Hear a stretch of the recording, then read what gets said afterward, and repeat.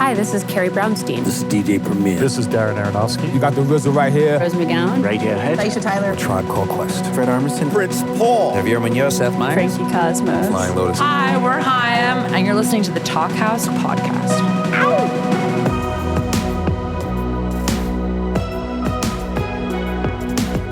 Hello and welcome to the Talkhouse Podcast. I'm Josh Modell. And this week's episode, we've got a very mellow, very lovely conversation between a woman known for her gorgeous voice and heartfelt songwriting and a man known for, as he calls it, wobbly saxophone.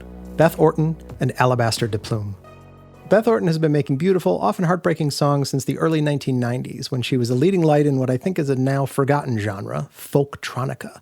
She first found notice by contributing vocals to a few Chemical Brothers songs, then broke out with her timeless debut album Trailer Park in 1996. She has since created a lovely and varied body of work that's explored a variety of sounds, but that's tied together by her unforgettable voice.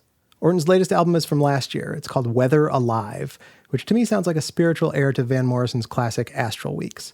That may be in part because it features the saxophone playing of today's other guest, Alabaster DePlume. Check out a little bit of fractals right here from Weather Alive, and definitely go see Orton on tour this fall. She'll be back in the States this September. BethOrtonOfficial.com has all the dates.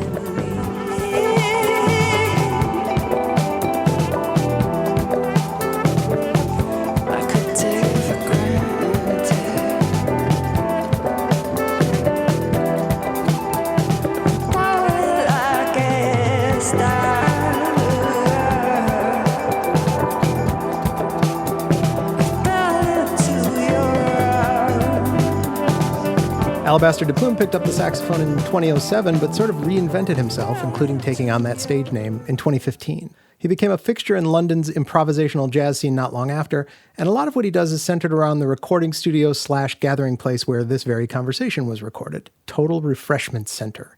DePlume broke out in 2020 with an album called To Sigh and Lee, which is inspired by and named after some folks he helped as a mental health support worker. In a couple of weeks, he'll release a new album called Come With Fierce Grace, whose initial sessions were done during the pandemic with Tom Skinner, a drummer who's currently also a member of the Radiohead offshoot The Smile. Check out a little bit of Greek Honey Slick from the new album, and check out alabaster-deplume.com for his schedule, which includes a month of US shows in September.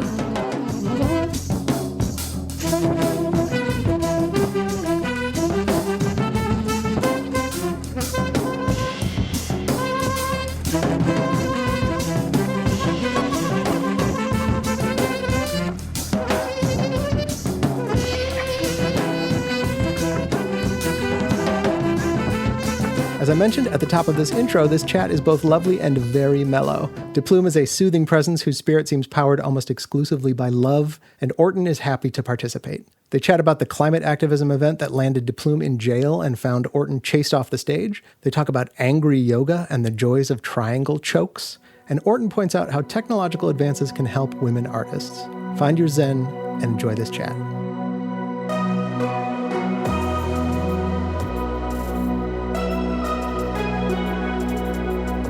You're enjoying being nervous?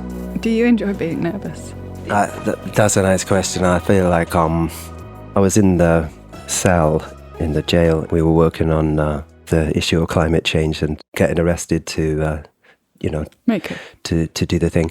And I was in there feeling like, I am so uncomfortable and distressed. It's a strange combination. It's a combination of like really bored and really scared. So it's not very often you get to be bored and scared at the same time. Yeah. And I was like, I feel so uncomfortable and distressed. And I thought, well, what's my definition of happy? Am I happy? What's my definition of happy? And happiness for me is less like, if I am comfortable, I am happy. It's more like, the more I am myself, the more I am happy. Mm. And I was like, am I being myself right now? And I'm very much myself right now in the cell because I'm doing something that I believe in. So you asked me, do I enjoy being nervous? Yeah. And I definitely can. If I'm being me, then I can enjoy it. Do you know what I mean? That's lovely. Yeah. Yeah. You got such a beautiful vibe. Oh, She brought me flowers. I know. Now. I'm sorry I was late. I had to cook dinner with my son and he wanted to make ramen from scratch. But he was going to use uncooked raw eggs and shit. And raw chicken. Thank you for getting here late. It helps me because I was late. I was like, I bet he's happy I'm late. I have a problem with time. Time makes me uncomfortable. Time feels like you describe being in a prison. So how long were you in the prison for, and did you get out, and were you properly, like, were you arrested like proper? Yeah, it went to court and I was charged. They let me out early because they needed the space for more people. But that was what we were doing, we were just filling the jails. Right. But I was charged, and it has made it complicated with visas. But I managed to get my US visa anyway. So that was part of the climate extinction rebellion. I sang that exact thing. I ended it. I ended it. I was the last person to sing on the Sunday in the square on Hyde Park Corner, and the police took my microphone away. Oh my god! They shut us down. You began it. I shut it down. Wow. And they took everything. I got my guitar, but I didn't get my mics back. What did you sing, Spirit? I sang, the usual smorgasbord of songs. But I had lots of other questions for you as well. I was thinking about them listening to you. So, I mean, the main thing is just like, so when you were little baby Gus, like a little boy. Yeah. How was it? How was it when I was little? It's really funny. I've just been to Stratford-on-Avon with my mum to check out where she was going at that time, because I wanted to have a look at how it was when I was born, as part of the work that I'm doing on myself, because I need to figure out where I'm coming from. Mm-hmm. Well, you'd done a lot of good work, in the community of Mant, right? Before you got to London, you were doing some beautiful work, I think. What, with Ian Lee? Exactly, yeah. I miss them. What are they up to? I've seen them for yonks, Right. And that was working with, tell us a bit about Ian Lee. Adults with learning difficulties. Yeah. And I was part of a team that provided 24-hour support for them. Wow. And when I started that work, I thought I was doing it just because I need to get a job. Right. But I didn't know at the time that it would become that I would learn the best things. What did you learn? I learned about leadership, and I learned about, so many things about self-expression and courage, and taught me brilliant things that I use every day about leadership, about working with people. It's fantastic. Yeah. How do you feel? Because you're a leader. Am I a leader? Yeah. I don't feel like I'm a leader. Sometimes I feel, that's a funny one. Yeah, I knew you were going to ask me things I wouldn't know how to answer. I don't know anything. But I do think sometimes I'm not great at, that's a really good point, like helping people get what it is they want out of the moment so that everybody gets what they need. But you lead us when you sing. Well, yeah, or like, I'm all instincts. I was thinking on the way here, we had our first conversation on the phone. Yeah. When I called you and I was like, would you like to know? And we had a chat and we talked about process. Yeah. And I learned so much, and I was like, I felt like we were in a similar process, though I hadn't named it the way you were very conscious of what your process was. And obviously, like you say, you're conscious of leading and how that could work and how that can happen. I don't necessarily do things consciously, but I'm very instinct driven. So when I heard your music over that Christmas of 21, and I was so moved, and it reminded me of the Tibetan lady whose name I always forget, who did the chanting, and it was around 98.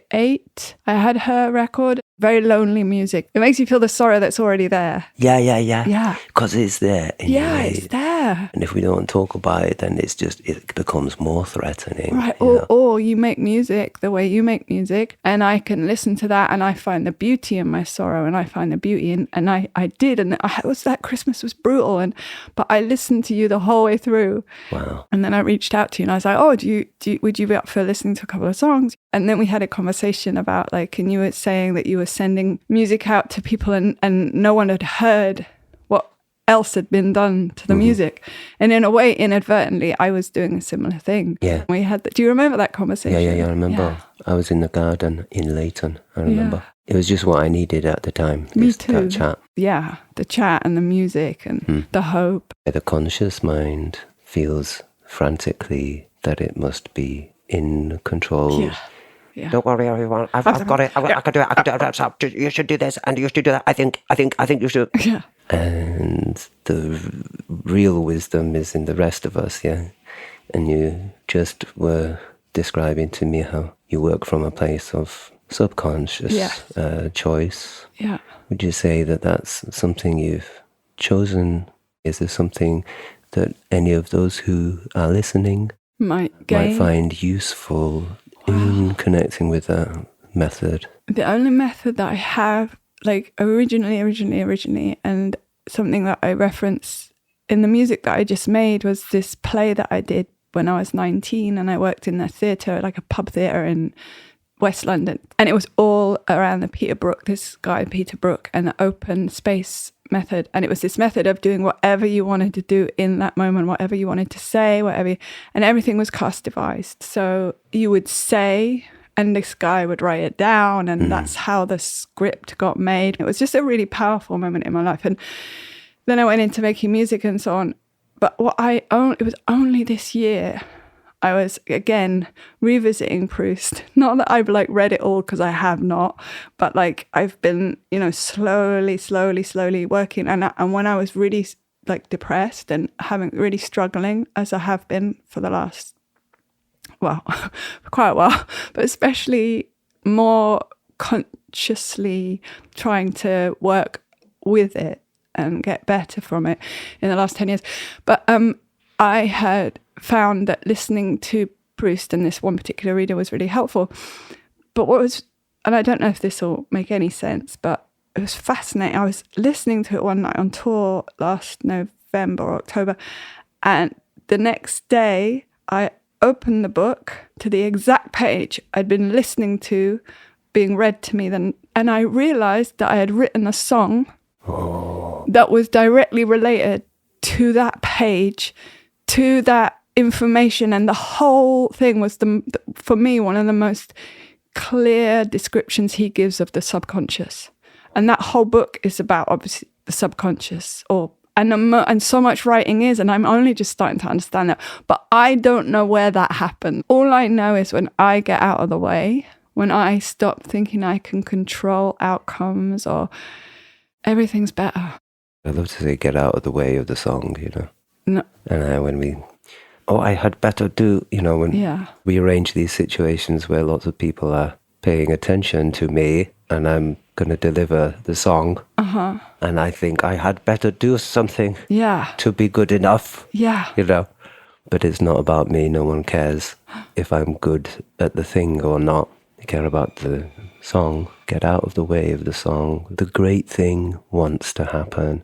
Let us allow it to happen. So when did you learn, like, your tone, right?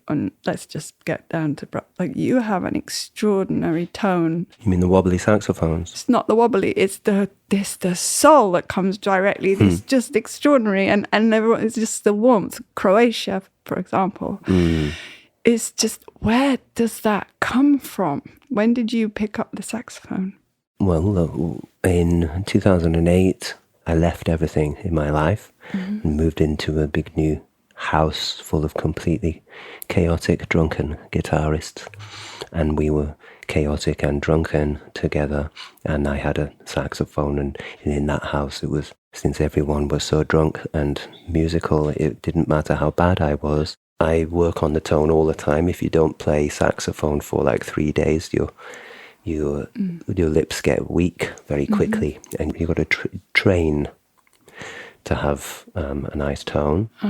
Where does the tone come from? I don't know. I would say I've not got the tone yet. I'm still working on meeting. But you have a tone. The tone. Or a tone. And it's what tone? I don't know. It's what comes out. What feels true between us when we share that moment, whoever we are, and hopefully it's not, it wants to be different ever. How do we do the show? I don't know. I want to not know.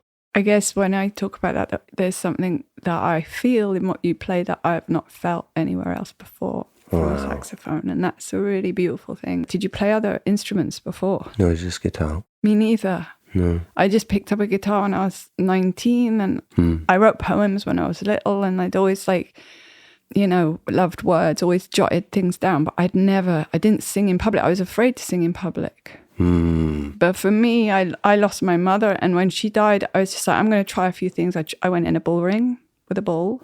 Wow. Yeah, it nearly got me. What's it like? It was scary. I ran. It was in France. It was just like you're running and you know it's got up your ass and it's going to get you any second. You run away from the bull. I stood as long as I could, and then, but it was gonna get me. So anyway, I did that. But for me, singing live, and that's when I was in this play, I sang a bit of this song, and I turned a poem into a Rambo poem into like what I imagined was a blues song. So when I picked up my voice, I just imagined like, I don't know, like this is a song, right? It feels like giving up, doesn't it? It feels like allowing. Yeah. It's there anyway. And you go, oh, this thing is there. And you just allow it. Like, what's the opposite of sleep? Trying to sleep. You know, it's like when you try and sing the song, that's when you're not singing. Or like, say, when you need to let go of something in your life. I found myself trying to let go of something, and I was going around thinking, I should let go, I must let go. But then when I changed it to, I have let go, and then it happens. Does that make sense? Yeah. It's that fake it till you make it. It's a real thing. It's a real thing, you know? You say it first and it will happen. A word spoken creates a reality. Yeah. Yeah. Yeah, it's heavy and beautiful. Do you read music now? No. I mean, I did a few blues piano lessons, and that was the closest I got to knowing what the dots were. I've just done one more piano lesson recently. But how was it? It was beautiful. She's a really nice lady. Yeah, she's really lovely. What's her vibe? Her vibe is like, what do you play? So we started with one of my things, like the Whether Alive song with that. And I was like, what am I doing? And like, she was like, you've got a circular motion and you've got to find a circular motion. And I was like, oh, I love it. Movement. Wow. It wasn't about like sticking me to the music. It was like she looked at how I played. She's not imposing another will on me. And I couldn't do school. I couldn't learn. I used to do this thing at school where I'd like draw little eyeballs on a piece of paper with little dots in the middle, and then like stick them on my eyes, close my eyes, and just sit there like that with my head in my hands, like it's so funny to listen. And the teacher never realized I was just asleep. It's a really good image that you just gave me, because so many kind of situations I find people treat me a certain way, and I feel like I need to do just that and put some eyeballs on your eyeball. But I'm really like, I really don't want anyone to feel like that when I'm communicating with them, you know. And it will happen. There will be times where I'm dealing with someone, like just imagine, because we speak just now not only to each other but to somebody, to some people who have strived for years and decades to live, and who put immense effort into their existence, and they're alive right now, and they're beautiful, and I love them. Like, just imagine if any of them are listening right now and feeling like they just need to close their eyes, and here they are spending their time with our conversation. Isn't it an honor? It is an honor. Yeah, isn't it nice? It really is. I think they're amazing. You're amazing, whoever you are. The other thing is just like, be you, be uniquely you. I found that saying to my son today, he's 11, and I was just like, just remember, like, the only thing you can be is who you are. The best thing you can be is who you are. Just go into the world with that sweetness and, awareness that, like, sometimes you're not sleeping because there's a lot you're feeling and you just don't know necessarily that you're feeling it. And throughout the day, we're just, like, thrown these curveballs, thrown very subtle feelings that end up shutting us down, and we don't realize. And then at night we're not sleeping because we got to think about it. So journaling is a really good thing as well, like writing a journal, writing it down. And whether we wake up and we go, you know what, it's okay, yes, that was happening and I accept that, it's all right, that person's a bit of an idiot or whatever, excuse me for saying, but you know what I mean, or whatever it is that makes you feel better in that moment. Me, I'm an insomniac, so for me it's all about the nighttime. Do you like Thich Nhat Hanh? Yeah. Do you know him? Yeah.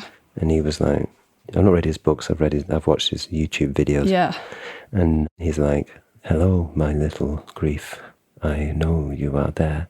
I am home to take care of you. Right, to receive you. Yeah. Because it is me, that feeling that I run away from. Yeah. And I run away from it without realizing, and I go into my phone. Suddenly I'm very busy. I need to do something on my phone. Yeah. You know? I know. You know?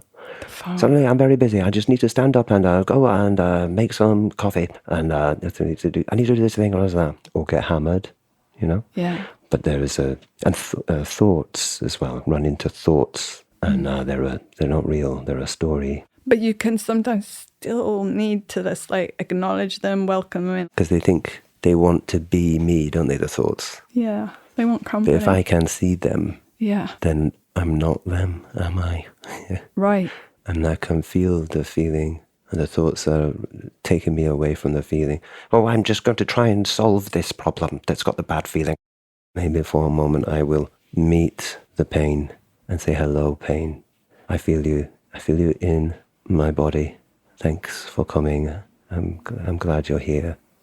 And I become more whole.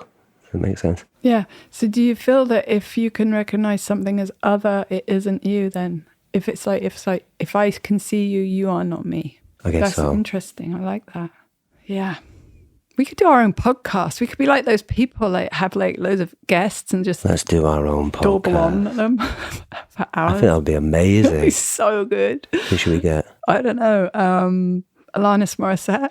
Let's get Alanis Morissette. Come on, Lan. We could have, well, obviously, I mean, but the thing is, it's like if you live online, you kind of get put off every idea you have because it's like, oh, Jesus, oh, Christ, oh, there it is. What do you mean? Well, we live in like sound bites, right? This phone we have with the YouTube and the this and the that. It's just so many sound bites. Everything's reduced to like a 2-sentence little piece. But why does that put you off? I feel like it's too easily found.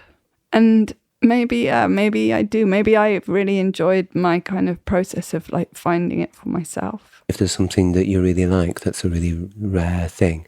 If suddenly everyone's into it, then you're like, I don't like it anymore. I mean, that can be a bit extreme. Like people do a lot. There's a lot that goes on in our own industry. But in the music, whatever, it's all about that. I guess I hope I don't mean it as insincerely as that can sometimes seem. But I'm just being honest. I have that reaction, whether it's right or wrong. I'm very open to it. Just like, I think I'm just finding it like I really need to not be near the technology that is everywhere. Were you good at school? Oh no, I was very stubbornly bad. Me too.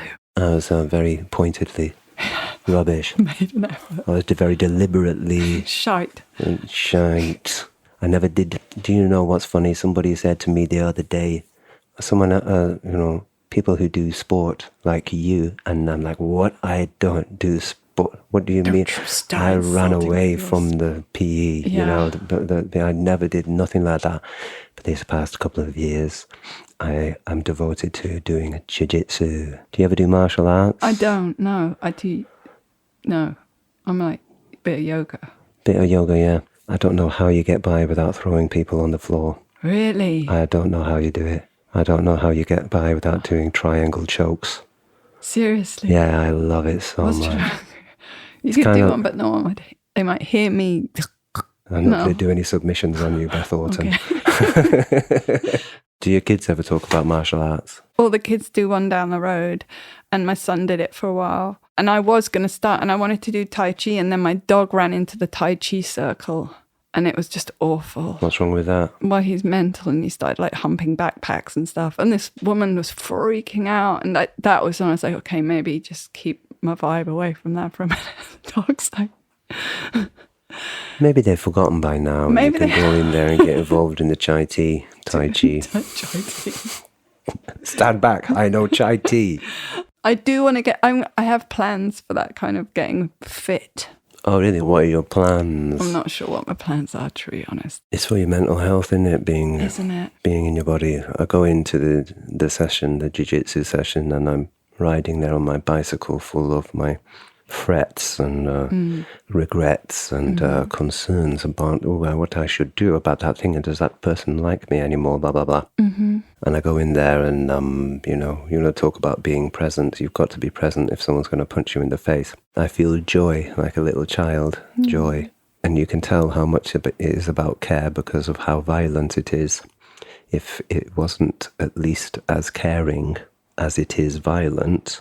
it wouldn't last very long, would it? We'd all be in hospital, we'd get hurt, Yeah. Yeah. It's learning to fall, learning to be thrown. in a way that doesn't harm you, and trusting each other. I do Iyengar yoga, which is like for grandmas, but it's not. It's just really intensely kind of angry yoga where everyone shouts at each other. It's the Iyengar, and it's like, but it's really interesting. I think what you're talking about maybe has a crossover, is that you get so involved in the specifics of the asana, that kind of staying in the asana, and like that, the minutia of what you're doing down to your bones, to your sinews, to your every little, what's it called, fascia, tissue, and it's a meditation, and it's beautiful. Wow, that sounds deep. It is deep. What do you shout in the shouty yoga? What words? I don't Swear shout the shouty yoga, but you can get very shouty teachers. What? They get very irritated. Wow. Very irritated, which is very hard for me, because like I don't need that. But there's also a respect in the one who is shouting, because they respect you enough to be able to shout, you know. They want you I'm to going to get shout it. because I believe in you. Yeah, and if you get this, you're going to feel great. And Beautiful. It's going to work. So yeah, I know. These things we have to do to keep us in one piece. We don't have to. Or many pieces at once.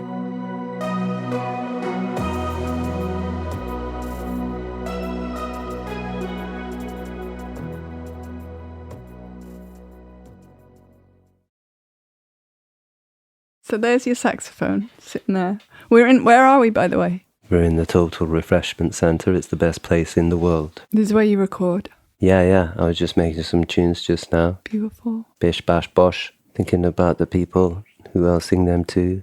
Thanks for coming. I love that you're here. No, I'm happy to be here. Thanks for having me. It does the place good. That leads us back to that leadership thing as well. It's like, how do you lead so that everyone blossoms, including yourself? And I guess that's what you've built here, right? Yeah, we are still building it. You are building it by being here. Beautiful. We react and respond to each other. I don't believe so much in people as I believe in what's between you and I. I have a self. Yeah. Between myself and another, I have another, and yourself likewise, you know. Yeah, like there's a whole other little bit, there's a being in here. Yeah. A reactive, go on. Yeah. As a great friend of mine said recently, even a log is multifaceted. Well, it is. Look at all it comes from. It's a tree, and it's going to bring us fire, and it's going to, make a bowl, or... It's going to make a bowl. That's what it's going to do. Bish, bash, bosh. Or it's going to make some wind chimes. I don't know. Yeah. Everything's got something. Everything's got something to give. We could talk about making tunes. So yeah, what's this little chart here? Oh, that's gold. That's your record. Yeah, that's right. Yeah, 35 songs. No, 35 tapes. Analog tape. Did you ever record to tape? Everything was always recorded to tape except for my last 2 records. Any particular vibes about changing that? For me, the last 2 records, I was involved in the production, and I think as a mother and as someone who is I'm married to a musician and I'm home alone with my kids a lot, and to be at home and have the ability to record onto a computer and that become the music, that's very freeing for me, rather than spending gazillions of pounds going in a fancy studio and then binning it all. And the thing is, because I do, and that's true too, because I tell you what's interesting actually is what used to... I'll tell you something really fascinating. Fucking wait a minute. So, no, but when I was younger, it's always just I drove everyone mad because I was like, yeah, that's brilliant. No, hang on a minute. No, that's brilliant. And it was like, well, make your mind up. It's like, well, this is me making my mind up. This is how I make my mind up. It's like I oscillate and I vacillate and I find my way through to what it is. Concentric circles. Feels good. And so for me to have the ability to keep trying things out, there was a huge freedom in that. And to get the take. Who is it who died recently? And he did this song, Traction in the Rain. And it was really interesting. David Crosby, I don't know how interesting this is, but you see him sing the song, his mate, Crosby, Stills or Nash, one of those. He says, sing that song you just wrote. And he sings it.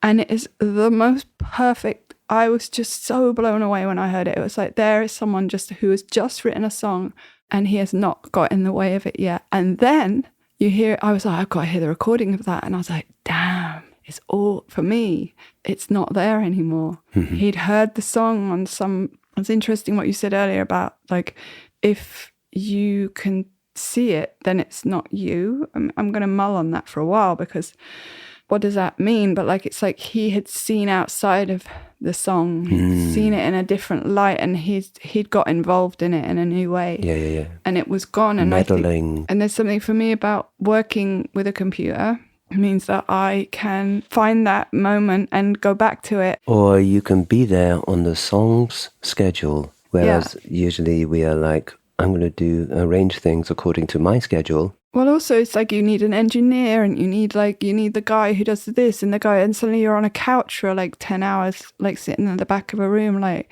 waiting to do your thing. Whereas like, if it's in my house, it's just sat there. I can just go, and I'm like, oh, this is the moment, or this is the only moment I have, because like I have an hour to myself, so I can work. Do you know what's funny? What? It is precisely because I want to escape those things that I love to work with the tape, because it makes it just that bit more hopeless that I could try and meddle with the thing. Like, you kind of can't, because there's only there's only so much tape. So you give up. But I've got lots of very specific rules in recording. Yeah. Like, they're not rules. I just make sure they happen. Yeah. Like, we don't know if the tape is running or not. Right. And we don't stop songs halfway through. We don't listen to what we've done. Yeah.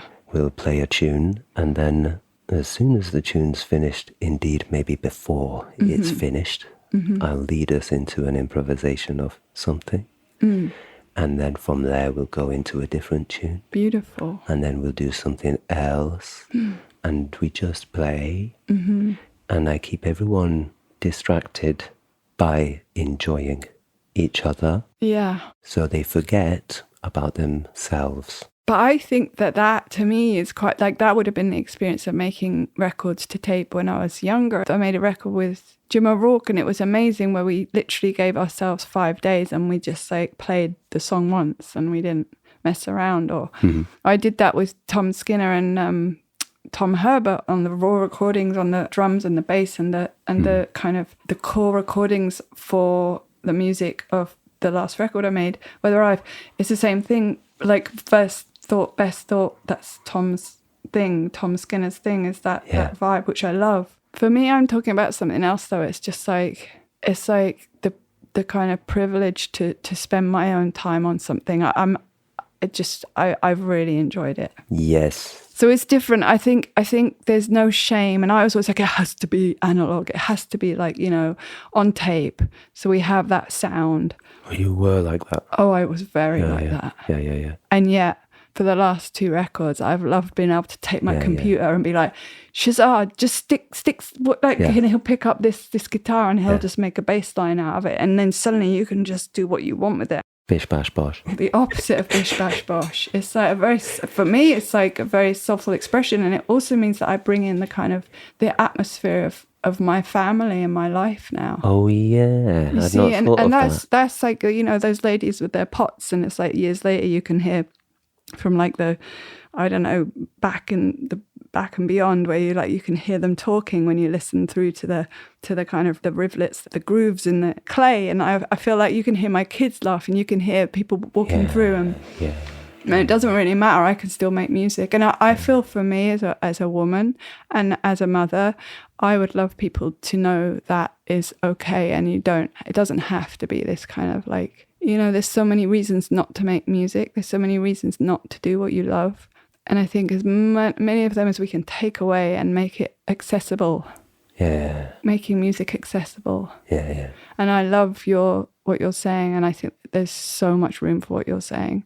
And I think there's also just like this beautiful freedom in just being like, oh, I can just do this here and now. You can give yourself permission. Yeah.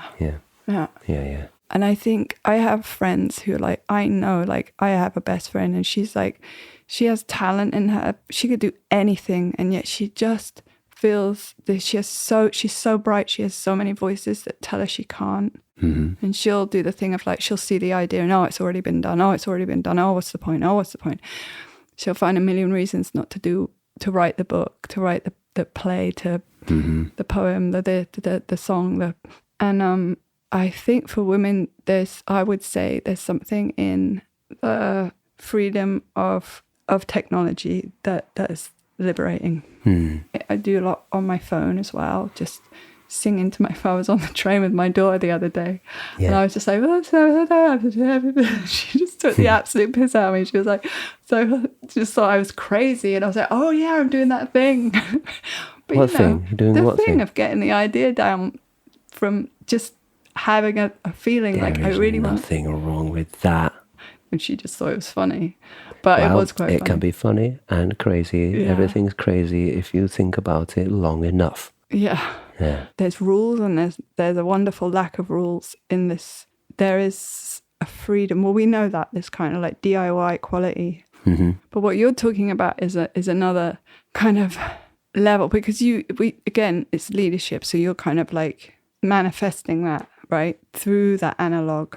Yeah. And I love getting, like, for one thing, Kay, who records the stuff, he's like, we don't know when he's recording. I just trust him with that. That's his job, and I get his voice in the thing, in the little speak back. And no, I mean his creative voice, right? In terms of what he chooses to record, or what he manages to record, or what he keeps over there.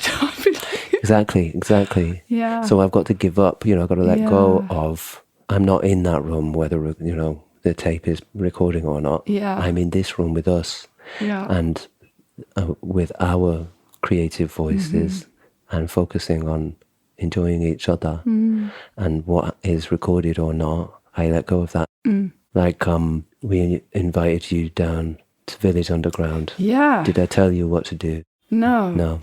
And then what was lovely about that was like, no, but I do that with music. I mean, I would never sit in a room with a musician and be like, could you play that? For a start, I wouldn't know how to. And what's much more interesting is just getting the players that you love. Yeah. And, that's my big thing, is like pulling people together. I loved contributing on your work, because I did genuinely feel like I was trusted. You're fully. And I felt like I was welcome as myself. Fully. No. I wouldn't bring a musician in to tell them what to play. I bring them in because I love who they are. Hey, tell you what, though, sometimes it can set them free if you do that.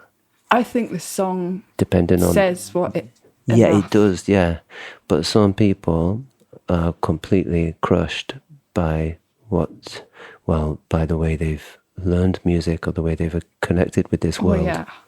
And it can liberate them to be given, is it a cage or is it a climbing frame? Sometimes by making specific things, you can set people free.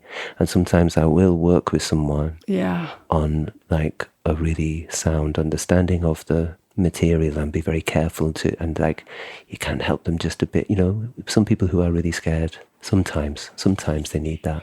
Yeah, I mean, I've run residencies for women in the UK, in Manchester, funnily enough, and Leeds. Oh, really? Yeah, because there's only 1% of PRS is for women. It's 1%. How do you mean 1%? Like 1% of women writers out of 100% of people, 1% is women write as female. It's very few, especially up north, in the north of England. Wow. So you have like people, like imposter syndrome has become like a kind of catchphrase or whatever, but it's real. And when I was doing that, I would organize the room. I would put 3 people. I would just keep moving the rooms around. Like, okay, now you 3 go together. Now let's take one or put someone else in and see what happens. I mean, I'm not sure how good I was at it, because I get very impassioned about it. Yeah. And I get quite bossy sometimes and sort of opinionated. But at the same time, I was like, you're here with me for 5 days. Yeah. To see what I can help bring out of this situation. Yeah. It's tricky, but it's a way of us learning, Everyone's got their own way to be made welcome, and we're going to get it wrong sometimes. And as you said at the beginning, it's like figuring out what it is the individual in the room, each person needs, or what brings out the best in them. Oh, I know, I was going to talk about the Village Underground gig. Oh, yeah. That was beautiful. Your poem. I wrote a poem like just before I got on stage. Like I just wrote free associate, blah, blah, blah, blah, blah, blah, blah, and then got up, and it was just like I got on stage and you set a tone And I was just like, fuck yeah, I can do this. And Yeah. it's interesting because it's like, it took me back full circle to when I was 19 and doing that play. And it was like, Oh, yeah. right? And there I was sat center stage and I sat on the monitor and you just started to play. Yeah. And then this thing just grew. It was very beautiful. And I can't know believe that it that's what not recorded. That just Imagine if I asked somebody to do that. Will you come and perform? But I need you to compose exactly what you're going to perform on the train on the way to the gig. Is that all right? Thanks. That's next level. It was beautiful. How did you come up with that idea to do that, to write the poem on the way? I had a sense of how you work, and I knew, like, I keep trying to find that part of me, that 19-year-old part of me, not because of the youth, but because of the kind of, I go back, maybe the word freedom doesn't exactly say it, but that kind of like, there's a freedom to that. Do you ever talk to her? Who? That. The 19-year-old of you? Well, the other day, did we just have that? But the idea of writing songs to that part, to that person, like, do we write songs to parts of ourselves? And you were talking about writing to people that you don't know, but you have a sense of how that might help or how they might respond to what it is you're doing. Yeah, but I've not thought about writing to who I was. Yeah, I think that I do that. And you write to her, sometimes. the 19-year-old. I think this industry is quite, it sort of smooths all your edges off if you're not careful. Does it? I think so, it can. Does this I world don't think in it'll do general? that to you. Do you think the world does that in general? It does, right? It just keeps going, no, get back in your box, shut up, get back in your box. True, isn't it? Someone asked me how I was, and I said, I'm very light. There's less of me. I'm more myself. And when you make a sculpture, you do it by chopping bits off. There's less of me. I'm more myself. That's nice. That's beautiful. That's deep. Oh, well, I thought of it because I saw a clip from Rambo, Sylvester Stallone. And he talks about Rambo that way. I wish I could quote it directly. It's hilarious. Well, then there's also the thing of David, right, where when the record I made finally got given to someone who loved it, who took it with real love, which was the person who put the record out on their label. And he said, it's like with David, you chip away, but the piece was always there. David Michelangelo. And you right. cut away. Said the same thing. Right. And you are amongst gods. Yes. It's there. It was always there. It just needed revealing. Yeah. So if anybody listening has lost something or lost a part of yourself recently, you chip away, and you're amongst gods. There's less of you, but you're more yourself. I sort of need that. That's beautiful. Let's do a podcast. Let's do it. I think we just did, mate. I know. How's that for you, Spirit? It's nice, isn't it? Yeah. It's really nice doing this with you two. Thank you. Yeah. Beautiful. Bish, bash, bosh. Yeah. It's always called Bish, bash, and bosh. Yeah. Bosh is the bit that we make in the middle, that kind of like the energetic thing. It's the Bish, bash, bosh cast. Thanks for listening to the Talkhouse Podcast, and thanks to Beth Orton and Alabaster DePlume for chatting. If you liked what you heard, please follow Talkhouse on your favorite podcasting platform and check out all the goodness at talkhouse.com. This episode was produced by Myron Kaplan, and the Talkhouse theme is composed and performed by The Range. See you next time.